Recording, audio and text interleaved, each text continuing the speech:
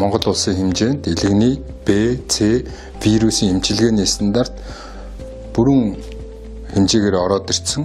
Эмчилгээний бүх төрлүүд байж энэ бүрэн эмчилэгдэх боломжтой. Өнөөдөр санаандгүй ямар нэг байдлаар зочин хэлбэрээр өвдчихдэг зүйл ерөөсөө биш л дээ. Тэгэхээр нийт элэгний хавдар, элэгний өвчлөлийн манд гол үндсэн шалтгаан буюу энэ шалтгааны 95% эзэлдэг нь элэгний B, C, D вирусын халдварын асуудал яригддаг. Тэгэхээр энэ халдвар маань бол өнөөдөр би халдвар авлаа гэж бодъё. Хуучин бид нар 1990 оноос өмнөх байдалтай харьцуулахад бол энэ халдвар авах эрсдэл амар багассан. Одоо бол бид бүхэн ерөөсөө л энэ халдварыг авж байгаа шалтгаанууд эмнэлгийн орчинд ямар нэгэн цус цусан бүтээгдэхүүнээр мис ажилбар хийж байгаа тохиолдлуудаас халдвар авах магадaltaй. Ямар нэгэн стандарт бус мис жижиг ажилбарууд, шүдний эмнэлгүүд гэх мэт газруудаас л авах хэрэгтэй.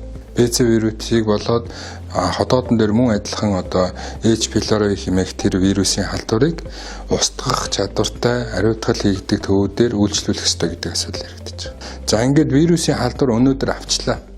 Бид яах ёстой юм бэ гэхээр энэ вирус маань архаг хэлбэрлүү шилжээд ойролцоогоор 30-аас 40 жил хүний биед байж хүний илгийг гэмтээсний дараа илэг маань хавдар болж хувирдаг.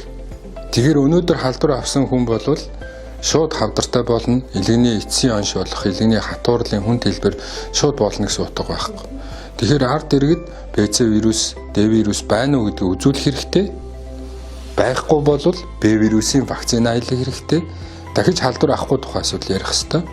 Хоёрдугаар асуулт нь халдвар авсан улсууд вирусынхаа идэвхжил буюу цуснд ямар хэмжээтэй аюултай хэмжээний вирусүүд байна уу гэдгийг тоолуулах хэрэгтэй. Тоологдох хэмжээнд эмчлэх шаардлагатай бол эмчлүүлье.